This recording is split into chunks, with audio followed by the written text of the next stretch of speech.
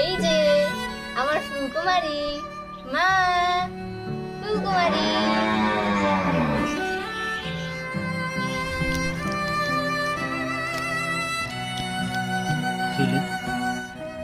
মেয়েটাকে আমার কাছে দাও তো। ও তুমি মিয়া বলতেছ ওকে? ও না মানে ফুলকুমারী, আর ওক নিয়ে তুমি করতে যাবে? দাও না।